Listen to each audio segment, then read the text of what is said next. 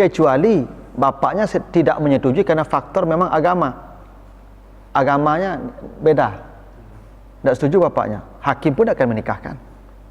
Tapi dia sudah sama-sama baik, cuman bapaknya melihat ini tidak ideal untuk anaknya, mungkin wajahnya kurang, mungkin duitnya kurang, ya toh? Jadi bapaknya merasa tidak maksimal anaknya dapat suami gitu. Nah, lalu tidak setuju bapaknya. Sementara perempuan yang janda tadi sudah ingin menikah. Karena kata Nabi ada 3 yang tak boleh ditunda. Salat, iza atat, waktu salat sudah datang, jangan tunda. Makanya lebih baik jamak takdim daripada jamak takhir.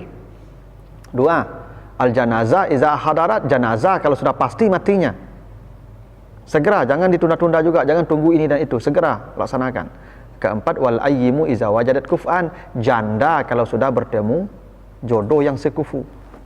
Kalau sudah bertemu jodoh yang sekufu, walinya tidak setuju, tinggalkan walinya, tinggalkan bapaknya, tinggalkan kakaknya, tinggalkan adiknya, dia pergi ke wali hakim. Dan itu boleh. Tapi kalau misalnya bapaknya nggak setuju, tapi kakaknya mau menjadi wali itu, Bapaknya, kakaknya nikahkan, tinggalkan bapaknya. Nah, pada ya, sampai ya.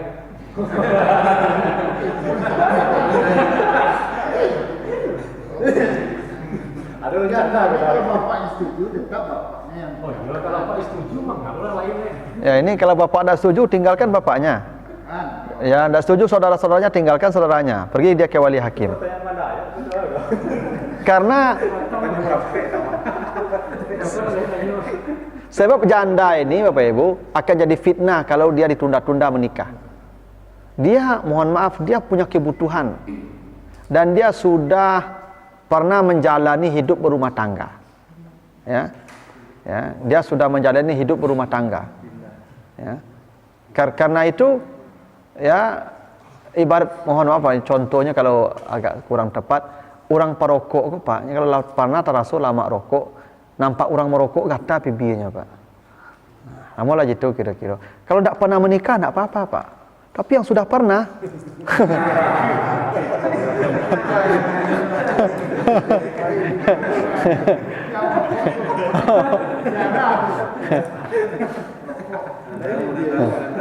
iya. Kalau yang belum tidak apa-apa. Memang dia belum tahu apa-apa.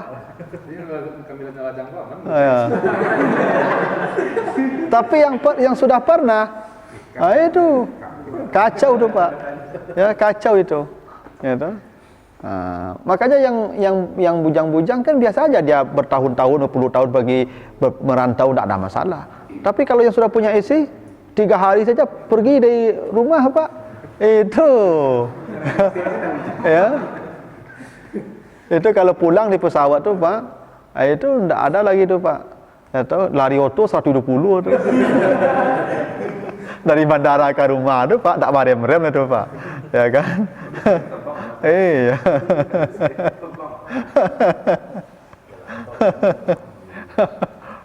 Jadi begitu, ya. Kalau menyamak, ada binatang yang halal dimakan sama yang haram dimakan, itu kan kulitnya itu kan seperti sapi itu kan disamakannya pakai garam aja.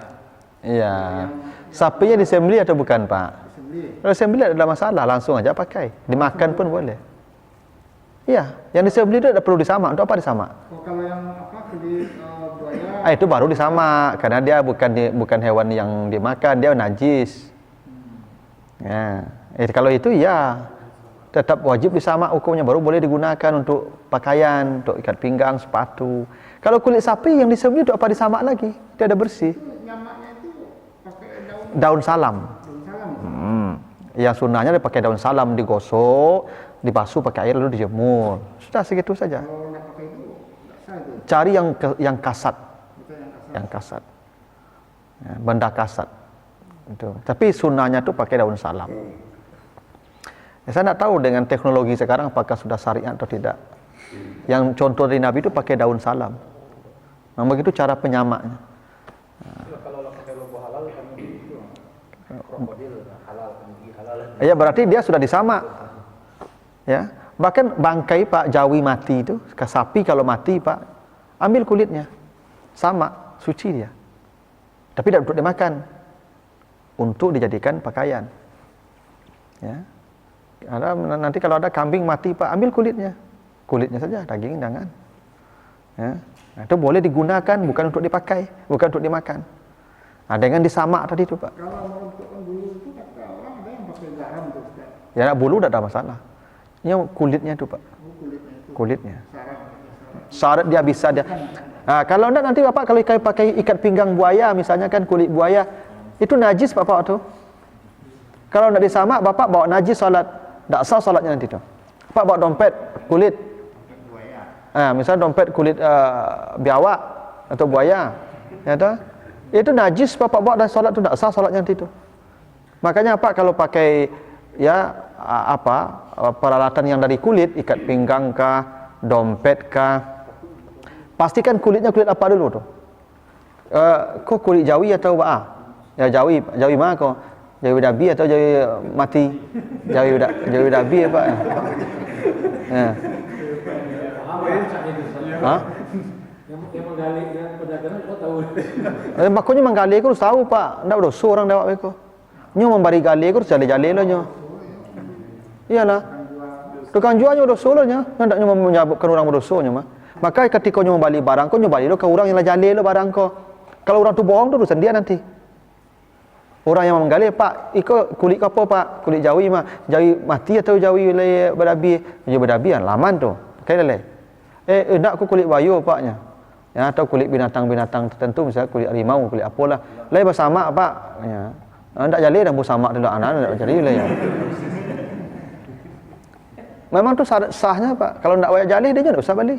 Beko Pak baju lo kurang. Nyobok salat dompet buatnya salat najis. Ikat pinggang nyobok salat, jam tangan nyobok salat. Najis ada tu. Membuat najis salat kan tak sah salatnya. Itu wajib menyamak itu Pak alasannya. Ya. Supaya kita tidak membawa najis ke mana-mana. Ya, makanya memang mengerti syariat Pak. Orang-orang menggali itu, orang-orang pedagang-pedagang itu harus paham syariat. Tak aja menggali Pak, pada sasik, pada buat dosa orang.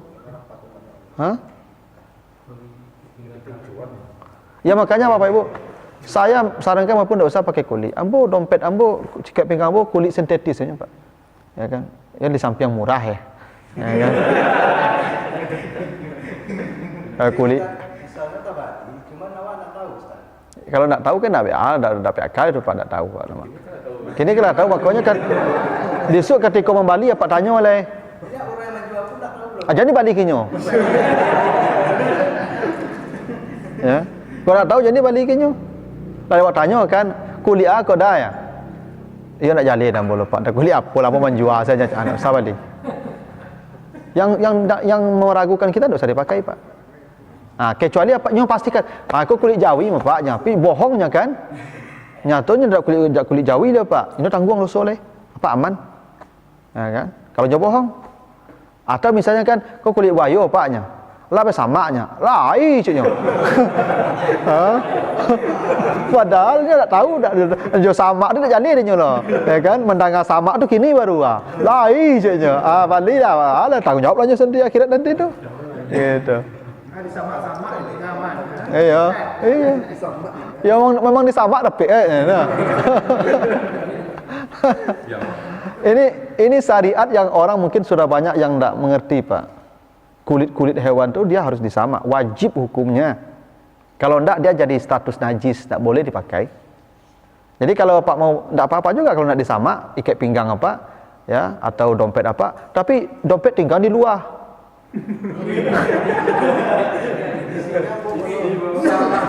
Kan ada pakai zat kimia tu. Zat kimia tu enggak mensucikan Pak. Ratu-ratu kan disama tapi kita bagi pakai. Ya itulah saya tidak paham. Memang kan dalam agama tu syariat tu contoh dari Nabi. Ya. Sesuatu tu bagaimana dipraktekkan Nabi. Bahwa nanti setelah tu diolah dengan kimia silakan. Tapi proses syariatnya ikut dulu. Dengan daun sama juga dengan tanah, ya tak Pak? Sebenarnya sekarang dengan teknologi tanah bisa tidak dipakai lagi Pak. Mungkin ditemukan ada deterjen atau pembersih yang lebih canggih dari tanah kan. Tapi tanah tidak bisa dihilangkan. Itu syariat. Bahwa setelah itu dia dengan yang lain boleh. Tapi syariat jangan tinggalkan. Maka saya lebih senang Ya, disamaknya dengan daun salam dulu. Memang itu contoh dari Nabi. Tak payah-payah, tu cari daun salam tu gosok sekali gosok. Tapi aku pakai kimia ni sudah tu. Yang penting syariatnya kita ikuti dulu. Ya. Jadi, misalnya dompet, kalau misalnya tu orang gosok dia daun salam tu berarti daun bersih. Ini ketika sebelum diolah dulu digosok. Kalau lah jadi tak bisa itu dijadikan apa itu. Ya kan, yang awalnya itu ketika dulu, ketika dia jadi mentah masih basah dia, ya, masih baru dikuliti itu baru disamak, ya kan, tak setelah dia kering diolah baru disamak, pas basah dulu. Samak itu intinya secara zahir membuang lemak-lemak yang menempel di kulit itu intinya. Tapi sebenarnya bukan hanya itu syariat. Cara membersihkan sama dengan menggosok dengan tanah tadi, belum tentu juga mungkin suci 100% dengan tanah, tapi itu syariatnya itu. Syaratnya itu, syarat dia suci. Ya. Nah, karena itu ya, Bapak kalau beli barang-barang yang dari kulit itu tanya, adalah kepada pedagang itu, ini kulit apa? Kulit sapi katanya. Sapinya disembelih atau mati?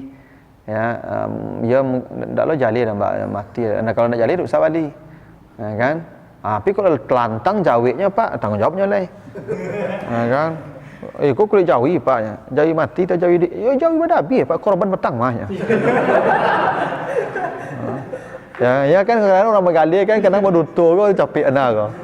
Ya kan supaya laku gali kan. Itu. Jadi untuk apa kan ayam daging yang bawa bayi. Kok tahu misalnya ayam kan kadang ada yang dia ada nawak potong. Kadang pun ayam itu dipotong tidak ada waktu. Potong seketik masuk ke dalam lorong. ya, menyembelih itu tidak wajib baca bismillah, Pak. Tak wajib. Hewan yang disembelih tanpa baca bismillah boleh dimakan. Boleh.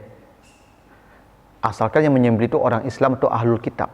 Nah, sekarang ahlul kitab tidak ada lagi. Harus Islam. Pernah dia bersahadat. Walaupun tidak salat, itu lain soal.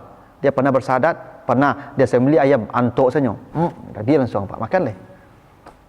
Yang tidak boleh itu, ya, memakan hewan yang disembelih menyebut nama selain Allah.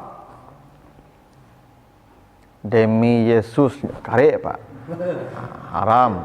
Ya, demi ini, demi itu, tapi haram. Tapi kalau nyantuk Pak, mari, tapi langsung Pak, lah makan salah Pak, selama dia Muslim. Karena yang diharamkan itu adalah memakan hewan yang disembelih li ghairillah, menyebut nama selain Allah. Kalau tidak disebut, Kalau tidak disebut, tidak masalah. Ya berarti yang pakai mask itu salah. Tidak masalah selama dia Muslim. Ya kan ada saya orang potong yang Iya. pakai mask yang potong kan. Ya. Yang tidak boleh itu nama selain Allah disebutnya. Haram tuh. Ya. Kalau dia antuk saja, karena tidak ada rukun menyembelih itu baca bismillah, Pak. Rukun menyembelih itu kata Nabi, fa ahsinuz zabah, yang penting kamu putuskan ininya, nadinya. Keluarkan darahnya. Itu rukun menyembelih. Tak ada baca bismillah, Pak. Tidak ada benturan jiwa juga, keberkatan. Itu itu pasti. Semua yang tak disebut dengan nama Allah, semua perbuatan baik yang tak mulai dengan nama Allah, dengan bismillah, hilang barakahnya, barakah. Tapi bukan berarti haram dimakan. Kan kita bicara hukum kan boleh tak boleh. Kalau soal barakah, kebaikan pasti itu. Ya, anak saja kita berhubungan kalau tak baca bismillah, tak barakah nak nanti itu. Makanya anak kalau ada tangka Pak di kampung kamu, kalau tak bisa diatur anak kau, kecil orang kampung, tu anak tak bismillah aja. Ya betul itu Pak. Tapi anaknya tak ada masalah, kan halal pernikahan dia. Tapi dia tak baca bismillah, ya berpengaruhlah ke anaknya. Makanya menyembelih hewan itu juga tidak baca bismillah, tidak apa-apa. Yang dilarang itu menyebut nama selain Allah. Kadang ada orang nampak gini Pak, di toko lagi. Oh, tidak boleh. Itu tidak mati disembelih itu mati dianiaya tuh. Sudah toko Itu mati dipukul tuh haram hukumnya, bangkai itu. Mati ditanduk, mati dipukul, mati digigit, mati terjepit, mati jatuh.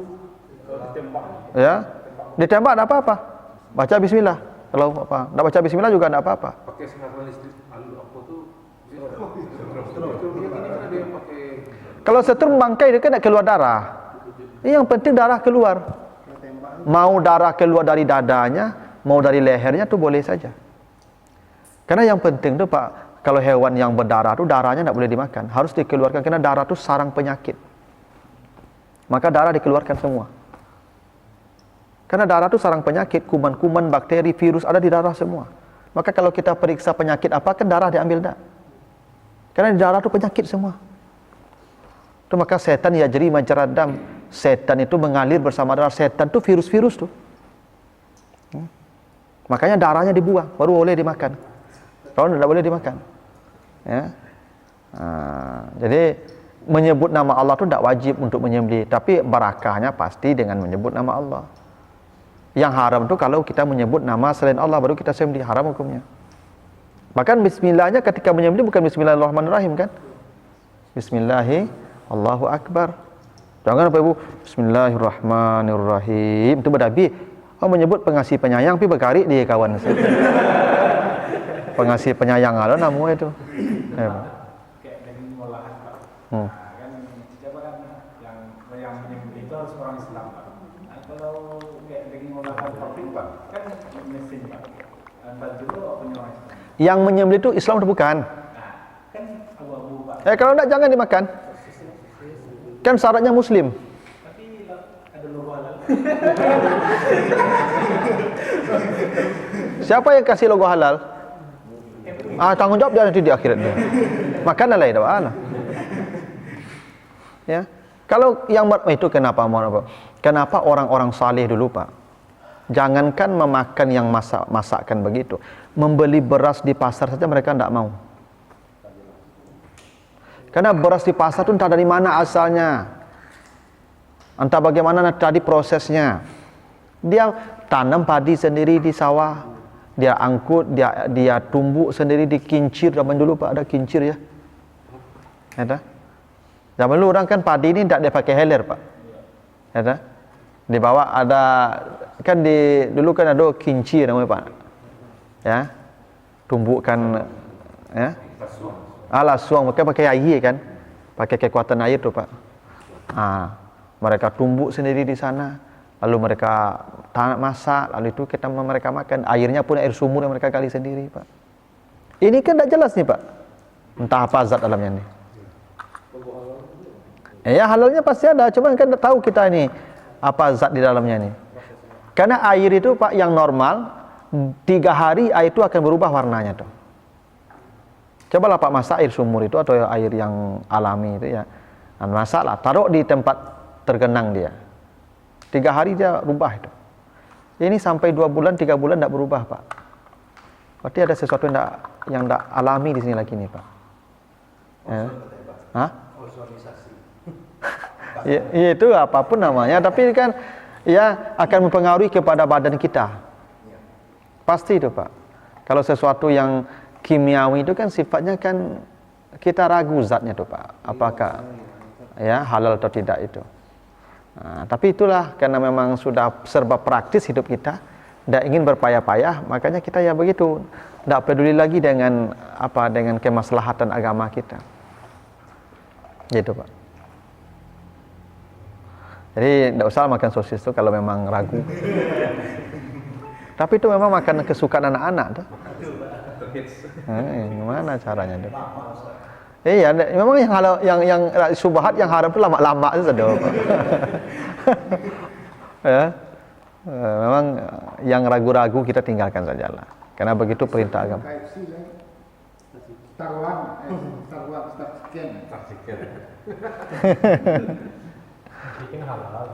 Ya kalau yang cepat saji itu selama yang orang Islam yang menyembelih tidak apa-apa, Pak. Itu kan brandnya aja tuh yang luar negeri kan. Tapi kalau yang pelaksananya eksekutor di lapangan kan orang-orang awak situ Pak. Ya tidak apa-apa.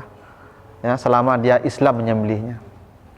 Ya kan yang tidak boleh itu non muslim, orang musyrik. Tidak boleh. Makanya kalau pergi ke kantor bawalah masakan istri itu Pak. Lebih higienis, ya lebih higienis dia. Ketimbang yang di rumah makan tuh Pak. Apalagi rumah makan itu kan kadang-kadang proses pemasakan kan tak lo ya dijamin 100% Pak. Namanya orang dapur lah. Kalau bos kan jarang-jarang ke dapurnya Pak. Ya enggak? Yang di dapur itu kan luar biasa Pak. Dan mungkin orang dapur kok S2 loh Pak. Ya, kecuali yang kepala koki mana tuh yang memang ditampik-tampik istimewa. Ya, master chefnya itu yang sekolahnya tinggi. Tapi yang aduk-aduk randang di dapur Pak di lapangan tuh Pak. Itu bayangkan Pak, api sekadang itu, kancah sekadang itu, ya toh, itu sekadang-kadang kelingking ikat tiaknya milih ikut.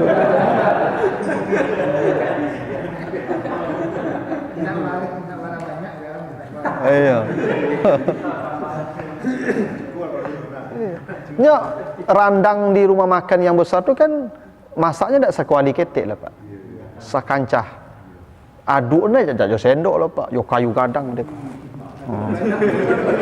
Aku Pak.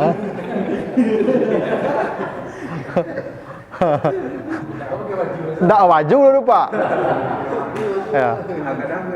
Yang di situ je lo kan. Tukang tahu itu. Ini pokoknya nggak satu maili tu, air duang kalua lo. Ini koyo tu Kenapa? Cuma dia tak nampak dah orang dakang tu loh. Tambu cik dah padahal lah entah dia masuk ke dalam. Iya. Nah, maka kalau yang masak isteri kita kan 100% Pak bersihnya. Ya kan? Ya walaupun tak selalu juga, tapi lebih steril lah ketimbang yang itu tuh. Ya, apalagi yang mohon maaf yang sosis yang dibuat di luar negeri yang orang tak beragama yang membuatnya Pak. Ya mungkin ini kan dengan mesin canggih, olahan canggih, tak jaminan tuh Pak Ibu. Ya, tak ada jaminan itu. Ya, makanya sebaik-baik masakan tuh yang di rumah lah, yang paling baik. Saya kalau rumah makan tuh Pak, kalau tak terdesak, tak ke rumah makan. Itu rumah makan itu tadi tuh Pak. Ya, apalagi yang rumah makan kadang-kadang tuh Pak. Ini masak tuh tak ada nasi ketek tuh Pak. Banyak-banyak tuh. Ya kan? Kalau randang tuh kan setengah hari baduknya tuh Pak. Tak sajam masak randang tuh Pak. Paling lambat, paling capek 3 jam sampai jam tuh Pak. Randang tuh. Apinya sekadang antah dah Pak. Bayanglah Pak, bara keringitnya mengalir tuh Pak, madu mereka. Berjam-jam mereka. Ya kan? Basah badan satu itu. Ya kan? Ya, tapi dia lah masuk ke dalam kan angek tu mati lah kuman-kuman. Tapi kan apa bukan awak kan ragu je tu. Ya tu. Ni. Nah jadi itu. Jadi yang makan-makan yang import-import itu ya sebaiknya juga dihindari lah. Ya.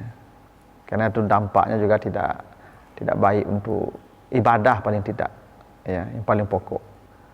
Ya, kalau makan tu tak pakai nama Allah disebut lalu kita makan kan dia mempengaruhi kualitas ibadah kita nanti. Itu pasti itu. Ya. Kita aja kalau makan tak pakai bismillah Pak. Makan nasi kalau tak baca bismillah tu Pak itu sudah makan tu barik langsung mato barik, pengana bagolek, saya. Ya, Pak. Itu kan tak baca bismillah tadi tu Pak. Jadi makan kau tak jadi tenaga dia Pak. Ya, tak jadi tenaga mensupport ketaatan tapi menjadi kenikmatan yang ujung-ujungnya kemalasan tu Pak. Ya. Karena tak barakah makan dulu Pak. Karena lah dicabut barakahnya tadi ketika tak baca bismillah tadi. Itu saja udah tak nyaman Pak, apalagi yang tak jelas itu. Begitu Pak aturannya. Silakan Pak. Jadi berkaitan dengan masalah salat gaib tadi telah kita bahas. Saya ingin tahu pelaksana salat gaib ini gimana Ustaz, lamanya, misalnya orang yang meninggalnya lamanya durasinya itu salat gaib gimana? Tidak ada batasnya. Nabi ada seorang perempuan sudah dikubur.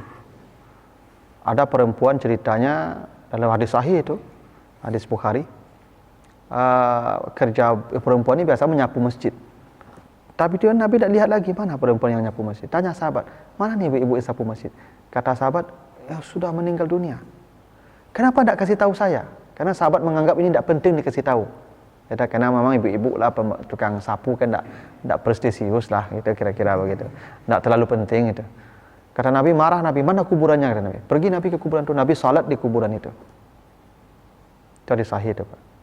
Nabi salat di atas kuburan itu bukan salat wajib ya, bukan salat ruku, salat jenazah di atas kuburan. Kata Nabi, salat saya ini akan menerangi kuburan di alam kuburnya. Itu artinya orang yang sudah dikuburkan boleh kita salati. Dan itu boleh salat di atas kuburan itu.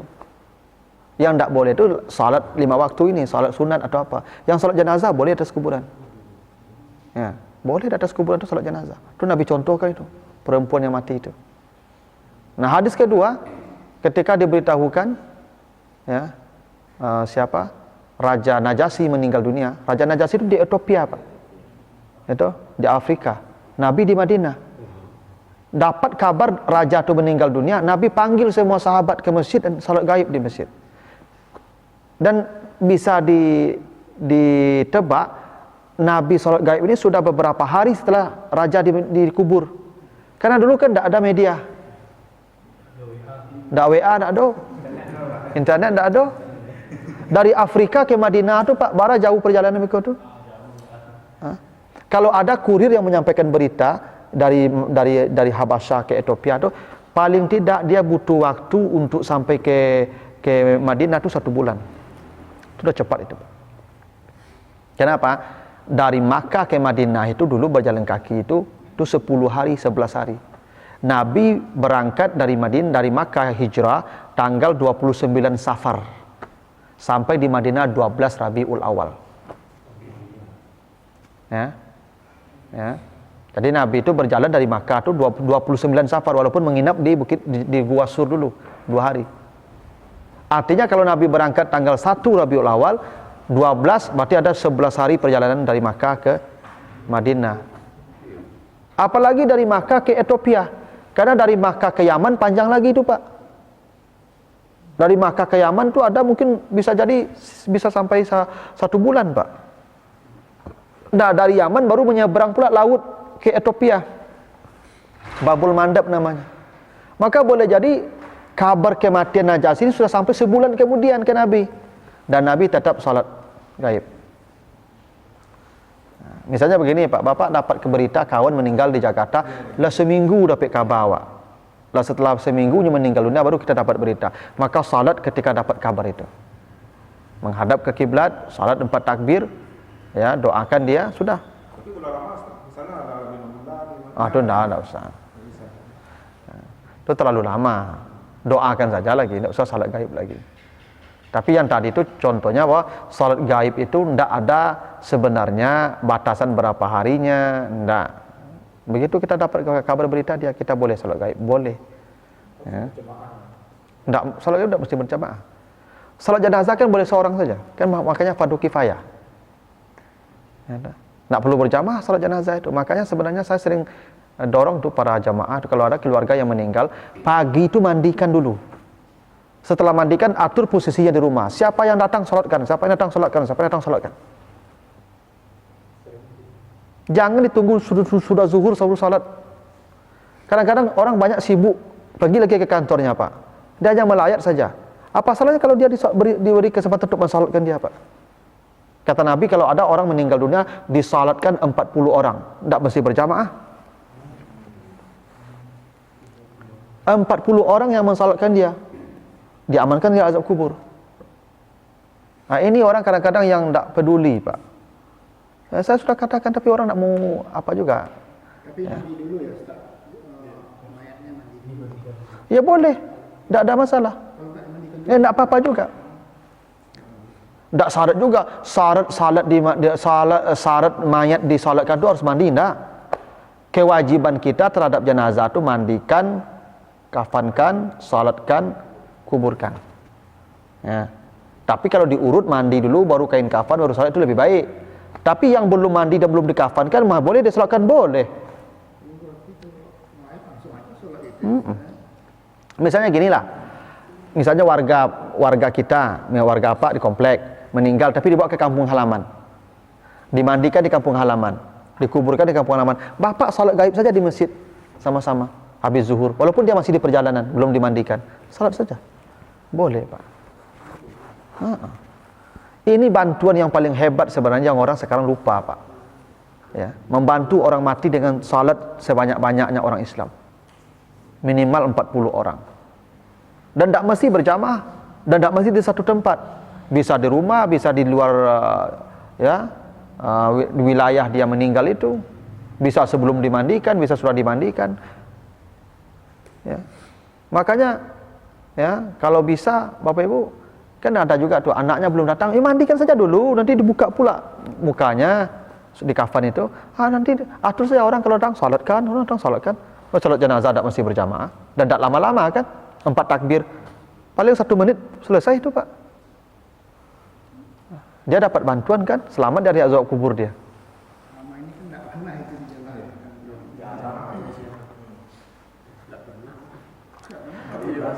Iya, tidak ada keharusan salat jenazah itu berjamaah. Makanya fardu kifayah, 1 saja cukup. Cuman berjamaah itu mungkin lebih afdalnya. Cuman dia bukan di salat jenazah bukan seperti salat wajib yang dituntut berjamaah. Makanya misalnya biasanya Pak, kalau ada orang meninggal dunia apalagi dia PNS, orang-orang kantor pasti datang kan. Tapi kan sekedar melihat saja Pak, bisa mereka balik lagi ke kantor.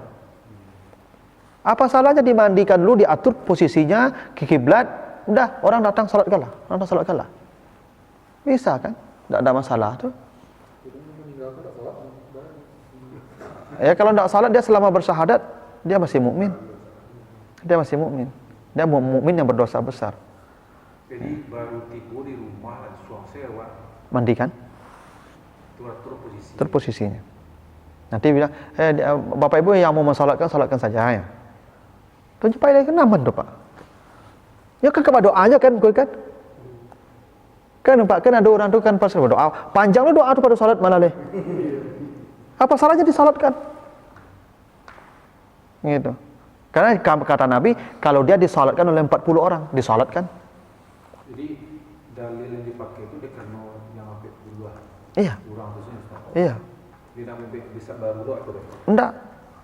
Itu kan baca dulu apa? Bisa baru doa nih. Ayo dek, ini dek tidak pernah di kerajaan jadi aneh.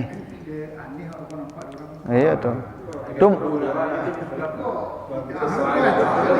Itu kenapa? Orang itu banyak rumah ini dua aja. Ya kan dengan yang baru itu kan jadi. Iya, itu makanya disosialisasikan, ya. Ya. Makanya dikasih tahu bahwa begitu harusnya salat jenazah 1 tidak perlu berjamaah, cukup 1 orang.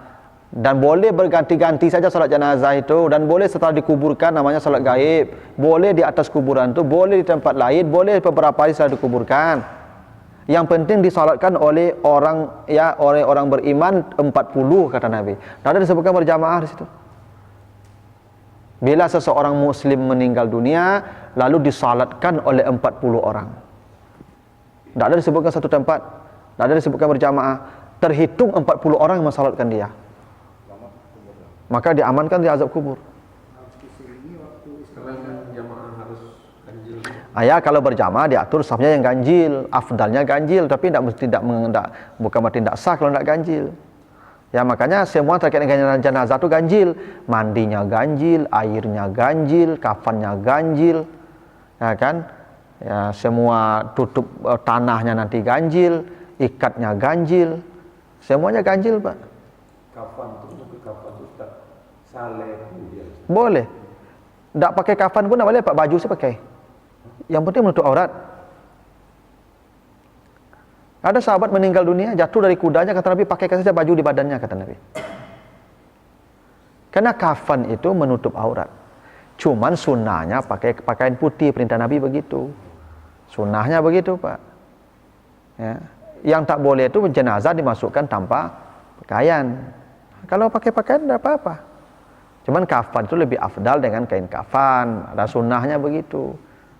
Tapi bukan berarti kalau dipakaikan kain itu ada seorang sahabat siapa? Abdullah bin Ubay ya. Dia meninggal dunia minta jubah Nabi. Dikasih jubah Nabi, dipakaikan jubah Nabi, dia dikuburkan dengan jubah Nabi. Abdullah bin Ubay itu. Nah, karena dia pesan begitu, ya Allah, ya Rasulullah minta saya jubahmu, kafankan saya dengan jubahmu. Boleh. Abu Zar Al-Ghifari juga dikafankan dengan jubahnya. Tidak dengan kain kafan, dengan jubahnya dikafankan. Nah, gitu Pak. Ini boleh saja. Cuman afdalnya ya seperti yang dicontohkan Nabi. Pakai kain kafan warna putih kata Nabi. Laki-laki 3 helai, perempuan 5 helai. Begitu sunnahnya begitu Pak. Afdalnya begitu. Ya. Itu afdaliyah namanya Pak. Gitu. Soal di atas kuburan tadi itu memang di atas kuburan atau di Pinggirnya. Kalau di atas kan enggak boleh.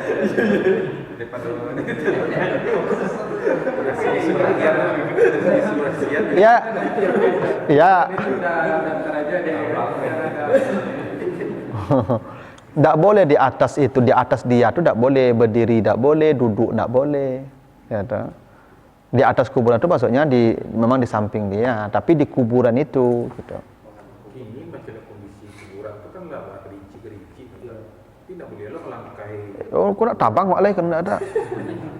Ya itu kan darurat namanya itu. Ya kuburan tu lah rapi, lah limpik-limpiknya. Tu tak boleh dipijak lah. Tak boleh pajak baik jambatan layang lah situ. Ada challenge kan. Di kuburan itu kan ada tulisan Allah Muhammad sekeliling kuburan itu ada tulisan. Apa tu kuno itu? Nak menolongnya ya Allah Muhammad tu itu tulisan doa. Kesalahan kita begitulah. Tu apa dipajang Allah Muhammad di apa itu? Sekedar tulisan Latinnya innalillahi itu. Itu kan ayat itu. Ya artinya dia dong. Tak boleh itu. di mana namanya? Itu ayat itu. Itu kasih saja tanda batu sudah. Kau nak kasih nama saya. Fulan bin Fulan lah selesai. Nanti innalillahi kau duduknya taklah kaki orang situ Pak. Ya kan biasanya kan dalam secara Iya, kan itu dia aja ada orang-orang mohon maaf nih yang namanya orang di kuburan itu kan ya ratu-ratu ndak lu ya kamu pas mana lah Pak. Hanya tagak di kuburan Pak nyelatan kaki kati benjan tu Pak. Menyapu kan nyetagaan kaki situ Pak. Dada. Hanya pijak innalillah tu Pak. Al-Qur'an itu. Ayat itu Pak. Duduk ada tu bagai.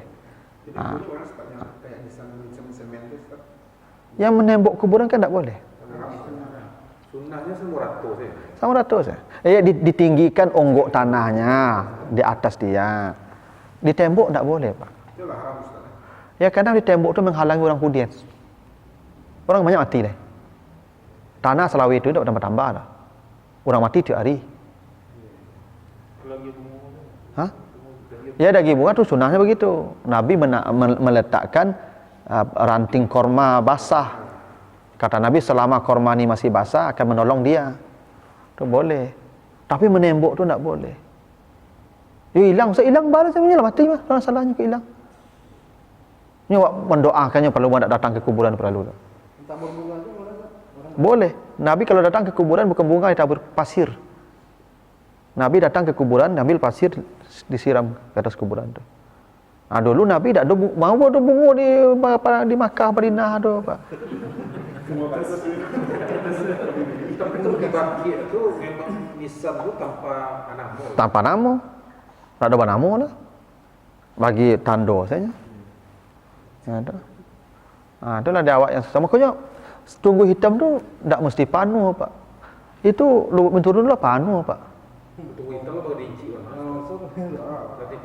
Harusnya dibongkar semua tu Pak. Bongkar semua batu-batu tu. Ada orang kayu mohon maaf Pak, nyoboking taruh ikan. Kau tak boleh dirasak kau Pak. Sekian bayar, namunnya bayar jutaan per bulan per tahun tu Pak. Dan orang lain dah salah dapat pitilannya Pak. Tak tahu orang miskin mereka berkubur di mana Pak. Mohon maaf ada orang dagang Pak, orang dagang. Tak punya pandang perkuburannya Pak. Yang datang ke padang kau sebatang karanya Pak, matinya Pak. Di mana kau kubur kau? Kalau pemakaman itu di booking orang-orang tertentu. Itu yang tak boleh tu Pak. Makanya di Makkah itu apa? Kan cerita orang kan kalau kuburan itu kan sudah Pak, masuk aja ke lubang besar. Nanti dikeruk lagi Pak.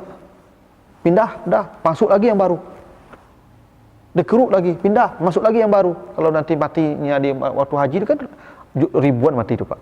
Baki itu dari depan bagi alam. Iya. Lebih berat itu. Nah, jadi itu kesalahan kita. Jadi sekarang kita susah kalau meninggal Pak, justru cameh Pak di Makkah kubur. Ya nah.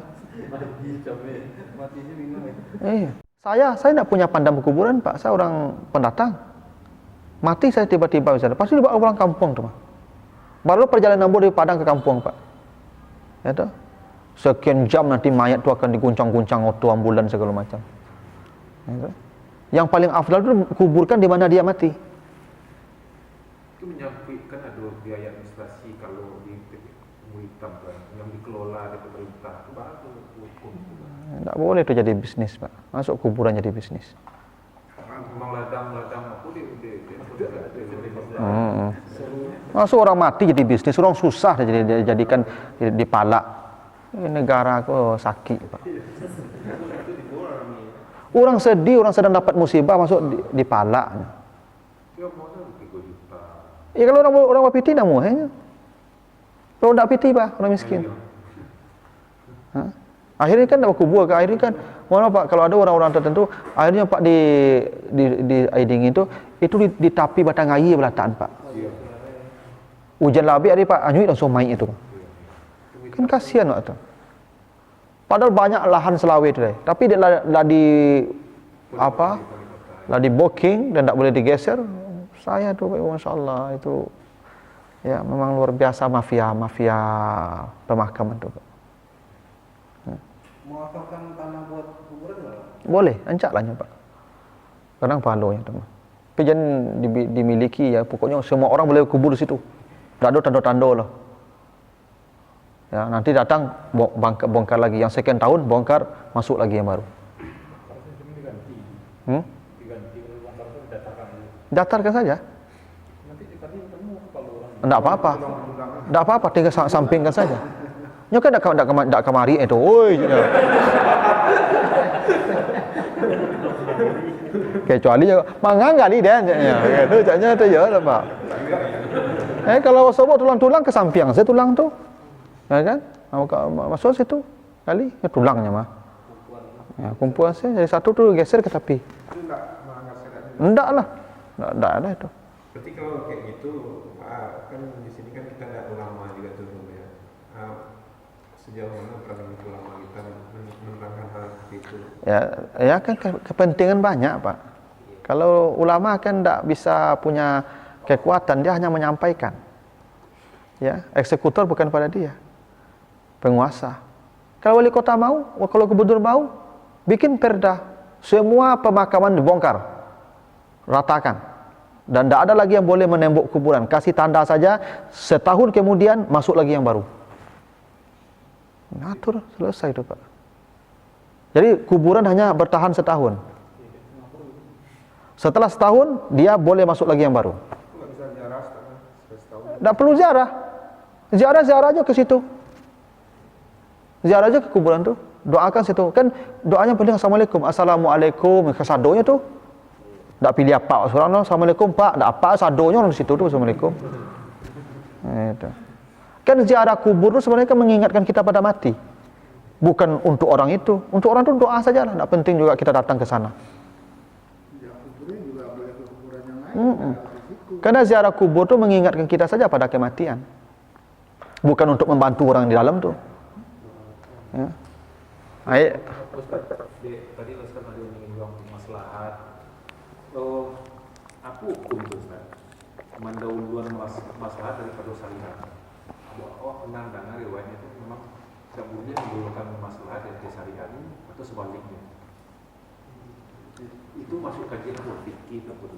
Ya, dalam kaidah usul begitu, darul mafasid muqaddamun ala jalbil masalih. Menolak keburukan, menolak bahaya itu lebih didahulukan daripada mengambil manfaat. Ya. Menolak bahaya itu lebih utama daripada mengambil manfaat. Beginilah. Sama kayak kemarin ada kasus corona ya. Ya kan? Kita salat kan yang paling baik itu tidak boleh pakai masker. Ya kan, itu kata Nabi, tidak boleh kita salat menutup mulut. Ya kan? Kalau kita salat pakai masker, pahalanya sempurna. Kalau kita salat pakai masker, pahalanya berkurang, makruh. Ya kan? Biarlah kita ambil yang makruh daripada mengambil nilai yang banyak. Karena dengan yang makruh kita tertutup pintu mudarat. Kalau kita tidak pakai masker, kita mengambil manfaat pahalanya besar. Tapi pintu musibah kita buka. Lebih baik kita menutup pintu musibah, mengurangi nilai kebaikan kita. Itu maksudnya. Mengambil menolak keburukan lebih utama daripada mengambil kebaikan. Berarti itu yang diselisih syariah seperti itu. Iya, karena pilihannya begitu. Kita harus memilih. Ini maslahat, ini mudarat. Kita tutup pintu mudarat, kurang maslahat. Kita ambil maslahat, masuk mudarat. Maka tutup pintu mudarat, biarlah maslahatnya diabaikan. Itu kaidahnya begitu. Jadi jangan sibuk kita dengan maslahat, sementara pintu mudarat kita buka. Ya. Jadi menutup pintu mudarat lebih didahulukan daripada mengambil maslahat kebaikan-kebaikan. Itu untuk perkara amalan ibadah wajib. Semua muamalah juga begitu. Ya. Muamalah juga begitu. Ya. Bahkan ada lagi yang lebih ekstrim, namanya saddu zari'ah. Ya, menutup bahaya yang lebih besar dengan mengambil risiko yang bahaya yang lebih kecil. Misalnya ada anak orang lewat, Pak. Anak orang lewat. Pak serang kancang, Pak. Pilihannya, Pak, duonya. Belok masuk jurang. 10 mati. Atau tabrak mati cik. Tabrak nih cik tu. Karena dulu itu tuh ada Qadariyah, Jabariyah, itu masuk itu. Nah, kalau itu kan pemahaman teologi. Qadariyah itu artinya segala sesuatu itu kita yang menentukan. Kalau Jabariyah kita hanya boneka, Allah yang mengatur semua. Ya, itu pertentangan itu tidak akan selesai. Ya, bahkan kita ni apapun yang kita lakukan itu Allah yang melakukan. Pencuri pun Allah yang mencuri. Pezina pun Allah yang berzina, begitu. Ya, tapi yang Qadariyah enggak, kita yang menentukan semua. Apapun yang kita peroleh, mau jadi kaya kita yang menentukan itu. Mau jadi ini kita yang menentukan itu. Allah sudah berlepas tangan itu. Ya, tapi ada yang lebih moderat, ada namanya Asy'ariyah, ada namanya yang Maturidiyah, ada namanya Samarkan. Itu yang agak moderat. Allah yang menentukan, tapi kita diberi wewenang untuk ikut serta. Sama Ibrahim dulu mengangkat batu, dibantu oleh Ismail yang masih kecil. Kira-kira Ismail ikut tak mengangkat batu? Dia ikut mengangkat batu, Pak. Maka nama Ismail diabadikan, ada Hijr Ismail. Padahal Ismail tidak ikut pun batu terangkat. Kenapa? Ismail ini tidak ikut pun dia menolong Ibrahim, batu akan terangkat oleh Ibrahim. Cuman dia diberikan wewenang untuk ikut andil di situ. Nah, begitu pula kita ini dengan Tuhan. Yang menentukan kita Tuhan, tapi kita diberikan kewenangan untuk memilih. Walaupun Allah tetap yang paling menentukan. Itu kenapa fa'alhamaha fujuraha wa taqwaha. Allah ilhamkan ke kita kekuatan untuk buruk dan kekuatan untuk baik. Fujur, takwa. Apa pilihan kita? Mau fujur atau mau takwa? Kita yang pilih. Walaupun Allah sebenarnya tahu pilihan kita. Kira-kira begitu, Pak.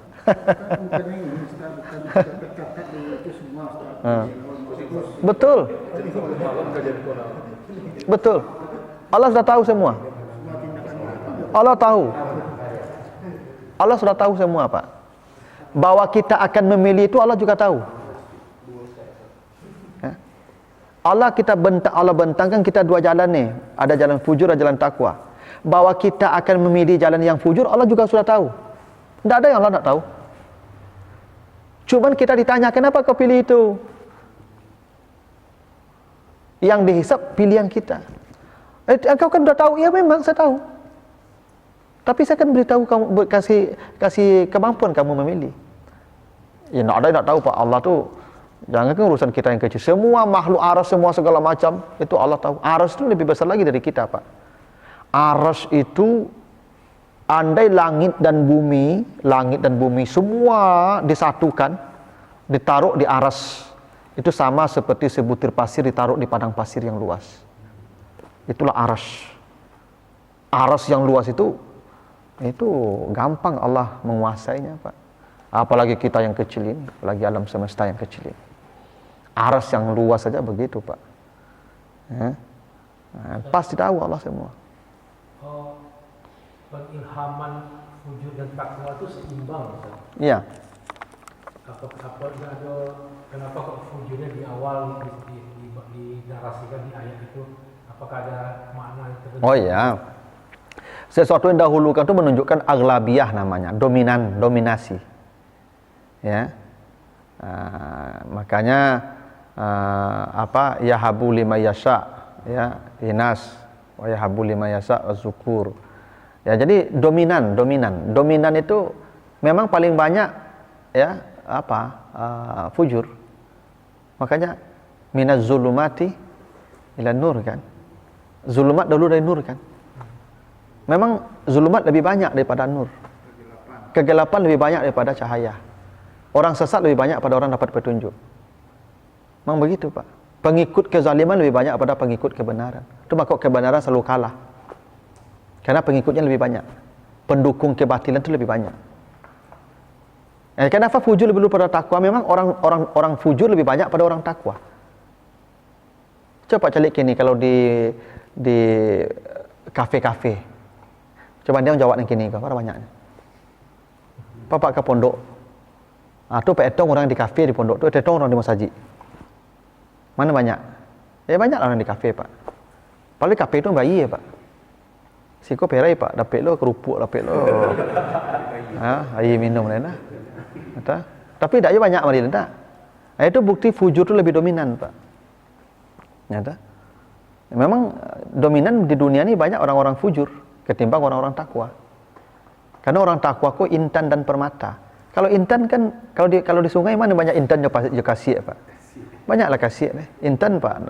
Tak banyak lah, Pak. Seketiknya, mambiknya payahlah. Carinya payahlah. Itu sunatullah saja itu, Pak.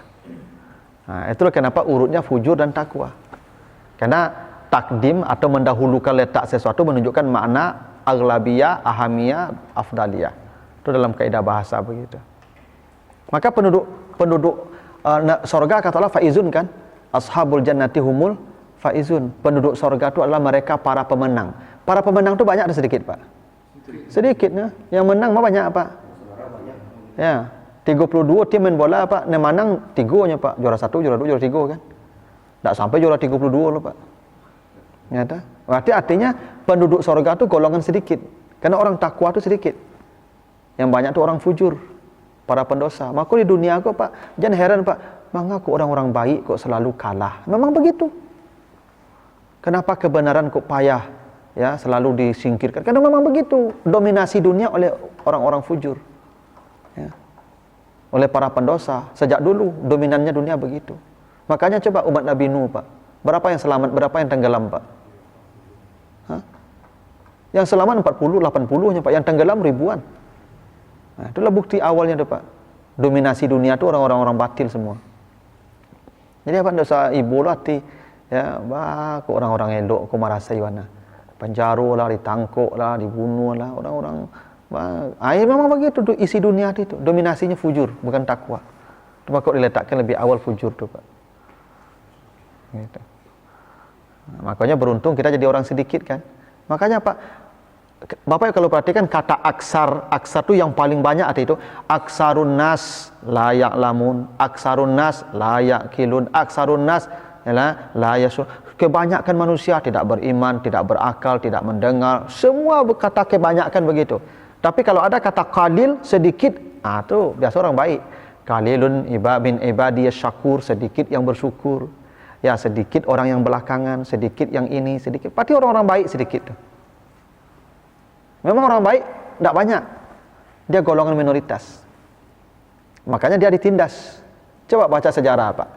Nabi Ibrahim ditindas, golongan sedikit. Nabi Musa ditindas, golongan sedikit. Nabi Syuaib ditindas, Nabi Lut ditindas. Semua pengikut Nabi itu kan golongan sedikit. Kan tidak pernah pengikut Nabi itu golongan yang banyak. Nabi Muhammad pengikut di Makkah ditindas semua. Karena Nabi sedikit. Jadi semua orang yang baik itu golongan minoritas semua. Makanya di Palestina ditindas, di Rohingya ditindas, di Cina ditindas. Ya. Karena golongan sedikit memang orang beriman. Maka beruntunglah kita masuk yang sedikit tuh, Pak. Ya. Karena kita masuk Intan tuh, tidak masuk pasir lah tuh. Nah, ya, ini memang tuh ujian orang beriman begitu. Memang ujian beriman tuh begitu, tidak mudah tuh. Jadi orang beriman kan tidak mudah, Pak. Nah, gitu. Nah, cukup itu Pak Ibu? Dah. Nah, silakan. Mendulukan mengambil menutup pintu mudarat daripada mengambil maslahat. Tergantung kondisi, Pak. Kalau memang darurat, ya sama lah, Pak. Kalau nak makan babi mati. Yang dimakan babi adonya, yang dimakannya. Tidak makan mati, Pak. Makan babi itu. Makan. Tidak bisa dielak makanlah. Itu namanya tapaso, darurat. Tidak boleh untuk tambuh setiap lama kira orang. Tidak boleh, Pak. Ya itu kan tapaso tambuh kan, datur. Nah, jadi yang tidak mungkin ini memang kedarurat sifatnya. Kalau tidak memang bermasalah pula kita, ya sudahlah. Allah Maha Pengampun. Kan hati kita yang lihat. Ya, sama orang tapaso, Pak. Apa sedang puasa? Ya, sedang puasa Ramadan. Lalu datang orang bawa pistol, Pak. Makan. Malah jam 1, Pak. Datang nyoba pistol, Pak. Nyotang kepala dua. Makan nang. Makan, Pak. Makan. Tapi makan terpaksa. Ajan, ayo jadilah, itu enggak loh, Pak. Itu nikmat, untuk minta tambuh lah pakai, Pak. Ya, itu batal puasa itu, terpaksa. Kalau dalam keadaan terpaksa tidak merusak ibadah, Pak. Maka dipaksa pula, berpaksa pula kita berhubungan, Pak. Ya, kalau Pak dipaksa berhubungan bulan Ramadan boleh, lakukan. Terpaksa, pada mati gua. Tapi kalau suruh berhenti, tanggung ada sana, Pak. Kan naik kafarat, Pak. Ada paso, Pak bisa tanggung, Pak. Ada kan naik kafarat, bego. Gitu. Jadi memang orang terpaksa itu tidak apa-apa, Pak. Ya, kan gitu, Pak. Ya terpaksa itu kan tidak menikmati. Namanya terpaksa kan tidak menikmati. Gitu. Dan itu tidak merusak ibadah, Pak. Kalau dalam status terpaksa itu. Maka ada dalam fikih itu kaidah begini, Pak. Misalnya gini. Apa makan sahur misalnya kan, sahurlah jam 5, kalau setelah 5 menit menjelang azan, Pak. Kira makan pucuk ubi, Pak. Ya, pucuk ubi kan panjang, Pak. Ndaknya kunyah, Pak, nyululu pucuk ubi ke. Kira tersangkui, Pak. Sangkut gigi pucuk ubi. Separuh masuk ke dalam, separuh tinggal di atas. Ya kan? Orang azan. Ya tak?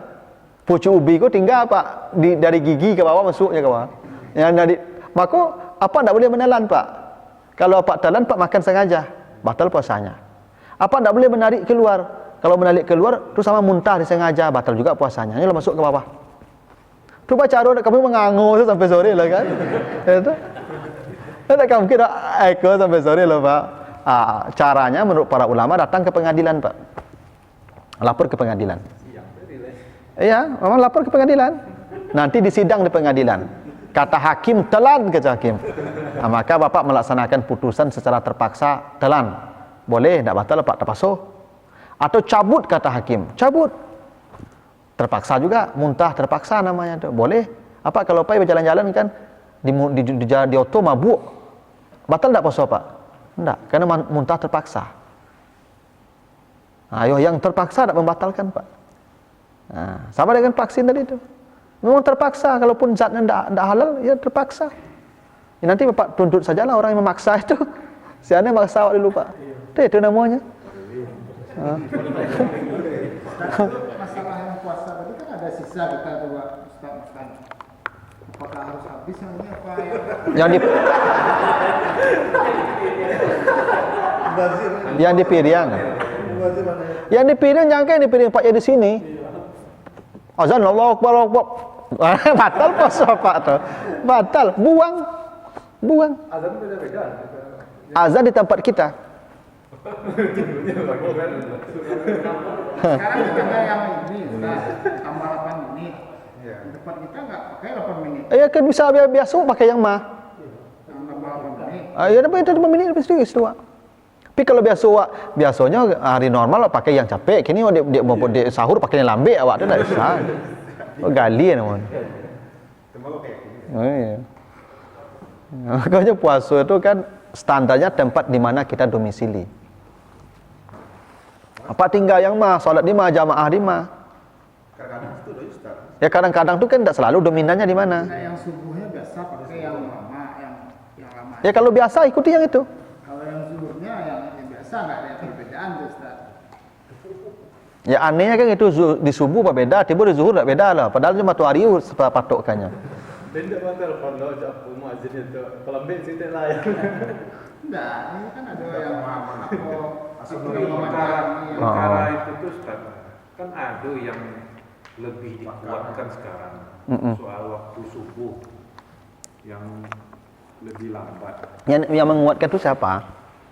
Itu kan majelis apalah. Nah, Ya kalau itu kan ormas, kecuali memang negara. Tuh misalnya MUI atau kementerian, nah, itu bawa tuh mengikut uli amri namanya itu. Kan patuh ke uli amri. Enggak. Kalau itu ormas enggak. Tuh sama saja organisasi kita hari ini. Enggak ada bedanya. Hah? Ya legalitas formalnya enggak ada. Bahwa dia tidak mewakili negara, dia mewakili ya organisasi tertentu. Nah, yang kita wajib ikuti yang mewakili negara. Ulul amri namanya. Itu udah ulul amri itu. Itu ijtihad. Harusnya dilembagakan. Bawa ke MUI kemudian rekomendasikan ke kementerian, baru dilegalitas oleh pemerintah. Tapi kalau ini kan pilihan itu namanya. Itu ijtihad. Raya Padang udah itu Ustaz, udah pakai yang lama ini. itu ada permasalahan berarti ya taruh bangun MUI nak mengakomodir. Padahal kan ada penelitian terbaru, ada pengkajian terbaru soal. Iya bukan tidak mengakomodir, karena itu mungkin bisa saja itu ranah ijtihad dan itu di batas toleransi, bukan sesuatu yang wajib, bukan sesuatu yang mesti, dan boleh saja pendapat yang lain misalnya kan, yang mungkin setara. Yang namanya ijtihad itu setara Pak. Ijtihad itu tidak membatalkan ijtihad yang lain. Pendapat tidak membatalkan pendapat yang lain. Sanu berpendapat. Nah sudahlah. Nah sekarang kalau mau coba mana kita adu argumentasi mana yang paling kuat pendapatnya. Lalu kalau yang ini memang paling kuat kita ikuti bawakan ke pemerintah, ke negara. Ya. Karena kalau penentuan kan gini Pak, yang penting kalau dalam bahasa Al-Quran kan hatta yatabayyana lakum al-khaitul abyad minal khaitil aswad minal fajar. Bila sudah tampak garis putih dari garis hitam. Jadi tampak di langit itu Pak. Itu bisa beda-beda. Tidak mesti sama. Seperti halnya terbitnya hilal bisa beda-beda. Memang bisa beda-beda Pak. Tidak mesti harus sama tuh. Ya. Karena itu ijtihad, ranah ijtihad. Kalau memang dia meyakini itu jam segitu, ya sudah dia boleh. Yang penting dia sudah punya bukti. Sama juga hilal Pak. Dia percaya dia hilal dan nampak katanya, puasa dia. Saya belum percaya, tidak wajib dia puasa, tidak percaya itu. Walaupun di negeri yang sama. Nah, begitu aturannya. Yang tidak boleh itu ijtihad yang satu membatalkan ijtihad yang lain, itu tidak boleh. Kecuali hadis membatalkan pendapat harus. Ya, Al-Quran membatalkan ijtihad benar. Tapi kalau ijtihad membatalkan ijtihad itu tidak benar. Ya, dia sama-sama upaya memahami sebuah dalil. Gitu. Ya. Jadi begitu Bapak Ibu ya, Bapak, saudara-saudara. Kita cukup dulu begitu. Ya, mudah-mudahan ada manfaatnya. Bila taufik wal hidayah. Assalamualaikum warahmatullahi wabarakatuh. Waalaikumsalam. Alhamdulillah, terima kasih kepada Buya yang telah disampaikan. Semoga apa